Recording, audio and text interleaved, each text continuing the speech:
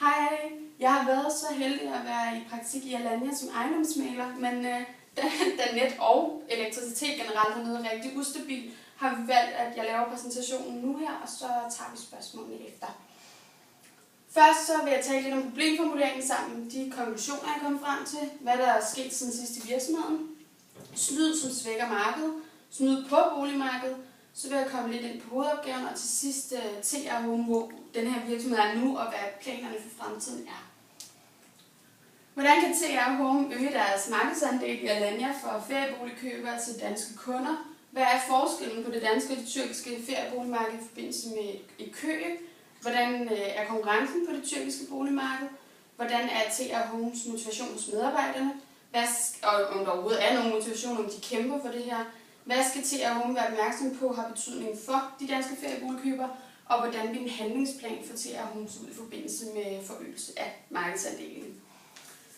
Jeg er kommet frem til, hvis man kigger på konklusionerne, at der er rigtig stor forskel på det her, på det danske og det tyrkiske marked, hvilket kan give rigtig mange problemer. Konkurrencen på det tyrkiske marked, eller selve markedet, er uoverskuelig og enorm. Alle kan simpelthen sælge, fordi de er 100% provisionslønnet. Og det betyder, at du kan komme ned og få en pris et sted og en anden pris et andet sted, fordi det simpelthen bare stiger så meget, alt efter hvor meget de gerne vil tjene og tror, de kan tjene på dig. Samtidig så er der ikke rigtig nogen regler, og det gør, at de regler, som man har hjemme i Danmark, det gør bare, at når de danske kunder de kommer til Tyrkiet, så ved de ikke rigtigt om hvad de skal gøre. Så er der talt lidt om motivationen til at Home, den er middel. Der er mange på teamwork, der er ikke nogen teamwork. Der er 2 ledere, der går i hver sin retning, og det giver en vis frustration hos medarbejderne. Går man ind og kigger på, hvem der er den dominerende køb af ferieboliger, hvem er initiativtageren, så er det helt klart kvinderne, som kommer herned. Det er kvinderne, der kigger på det, hvor mændene følger meget med. Men når man kigger på beslutningen om at købe, så er det helt klart begge parter. TR Home har kæmpe muligheder, hvis det er, at de finder den rette måde. Og det er helt klart, at de skal i dybden og finde ud af, hvordan de skal fange den her målgruppe. Siden sidst så er der sket kæmpe ændringer i virksomheden. Der er nu kun én leder. Og det har bare gjort, at der er kommet en helt anden atmosfære dernede. Der er sådan en tuner, som købte sig ind. Han er blevet købt ud igen, hvis man kan sige sådan. Og det gør det kun af Faris, der er dernede. Det betyder, at han har fuldstændig ændret rigtig meget. Der er coaching med hver enkelt medarbejder, for at finde ud af, hvad har medarbejderne af mål, og hvor vil de hen i fremtiden. Og det kan man helt klart se, fordi servicemanden dernede, han er blevet fremviser og går og viser rigtig fine huse frem. Og det er jo noget af en udvikling for ham, og helt klart i en rigtig retning, for det er det, han rigtig gerne vil. Så han går ind og lavet nogle personalemøder en gang om måneden, for at finde ud af, at der er problemer, hvad skal vi gøre, hvordan gør vi det her lettest. Og så også for at vise medarbejderne, hvad det er, han vil med det her. Udvidelse af virksomheden er sat på standby. Det er ikke lige nu, det kommer til at ske. Der er der, han simpelthen skal finde fundamentet, lave en base for den her virksomhed, før han vælger at udvide den mere. Hvis jeg sagde Alanya for et år siden, ville I helt sikkert tænke på sol og strand og borgen og shopping og hygge. Men hvis jeg så siger Alanya nu, så tænker du måske mere på Tyrkiet-eksperten, rusket kontant, e-bilæser, vi bliver også snydt af Tyrkiet-eksperten. Eller en mand her, som er frustreret over Tyrkiet-eksperten. Og så er der simpelthen en fugtforsikring. Tyrkiet-ekspertens rejseforsikring havde nær kostet Ove livet. Og hvis vi prøver at gå videre, så har jeg en film, jeg gerne vil vise jer.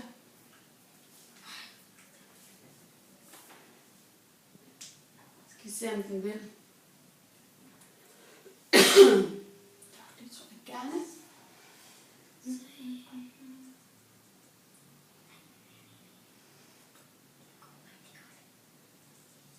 Så tror jeg, den er ved at være der.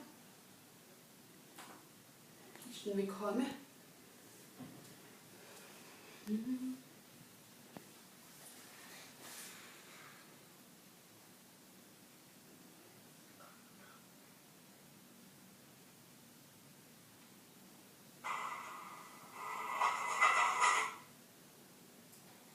Det var det med internettet, der ikke var så stabilt. Skal vi prøve at se, om den kommer. Vi får lige 10 sekunder til, ellers så gør vi bare noget andet. Prøv lige her. Det vil måske slet ikke. Nej, vi gør bare noget andet herinde.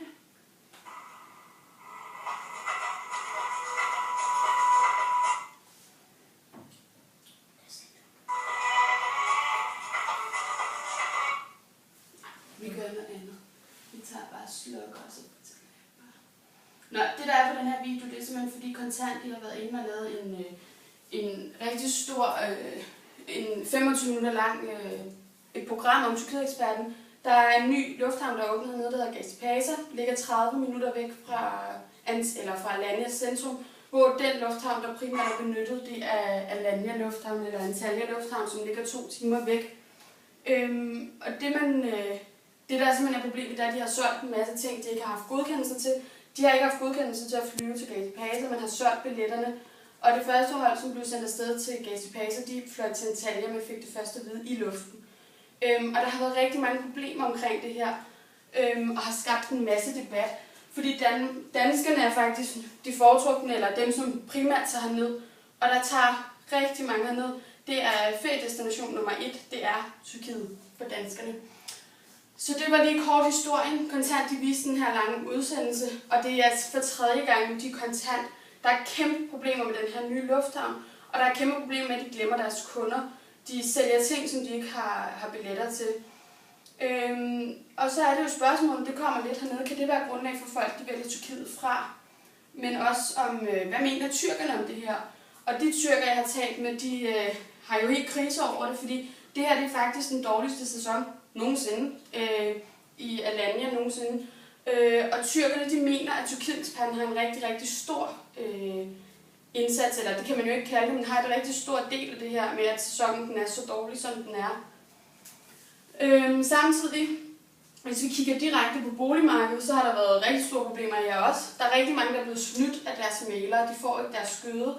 Og så er der også problemer med sprogbarrieren, for det er så nemt at sige, jeg forstår ikke, hvad det var, du mente.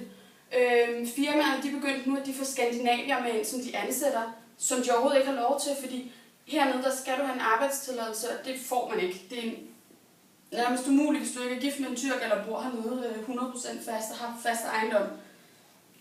Og det der er ved det der, de får jo en del af provisionen. Går de ud og finder en, som gerne vil købe et hus, så får de 5-10%, og det bliver hurtigt til 20-30.000 danske kroner. Men de får ikke den her provision som aftalt. Og det er simpelthen et marked, der nærmest er ved at gå ned, eller det gør det nok aldrig, men det giver rigtig mange problemer hernede. Og det gør, at de er virkelig, de ved ikke rigtig, hvad de skal gøre hernede, men de er jo faktisk selv med til at ødelægge det, og med det dem, som også snyder de her turister, der gerne vil købe ferieboliger her. Kigger vi lidt på hovedopgaven, så har jeg været inde og kigge på den. Og jeg mangler de 4 P'er i den her opgave, for simpelthen at give et overblik over virksomheden, også for mig selv. Hvad er det, som de sælger, til hvilke priser? Hvor bliver de sat til salg fra? Hvem er hovedmanden, som har rigtig mange af de her boliger? Du kan gå ned i alle ejendomsmæglerforretninger, og de vil have samme boliger, hvis du spørger efter det. Men hvem er det, der har de her boliger faktisk starter med at sætte til salg? Det vil helt klart give en ændring i forhold til konklusionen, for der skal satses mere på markedsføring end på udvidelse i det her. Og hvis de kommer til at markedsføre, så kan det være, at folk de kender lige præcis dem, og så vil der selvfølgelig ske nogle ting. Det vil også føre mig til en stærkere SWOT og en tors, fordi manglende markedsføring det er en svaghed. De har ingen markedsføring, men de har gode sprogkundskaber, og markedsfører de det, så vil det helt klart være med til, at flere måske alt andet lige vil blive opmærksom på, at det her det er et firma, der er her.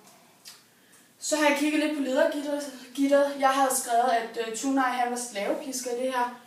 Det er en rettelse. Der var ingen ledelse. Han var ikke på kontoret, og han var mere ude, end han var inde, og fik måske bare den løn, han skulle have, og så var det det.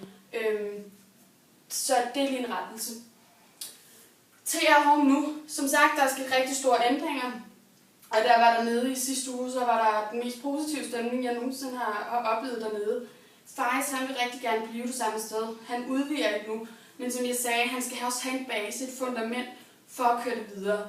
Han vil til gengæld ofre penge på markedsføring, hvilket er rigtig positivt, da det, som jeg ser det helt klart, er en vej frem. Han vil fortsætte lidt på samme måde, nu bare med en leder, der er teamplayer, har jeg skrevet. Og det er simpelthen fordi, nu er der kun én leder, og faktisk har helt sikkert været den, som har haft kollegaerne eller hans medarbejdere med sig. Vi må se, hvad fremtiden bringer, men jeg vil sige helt sikkert efter, at det nu kun er teamplayen, der er tilbage, så kan det kun blive godt.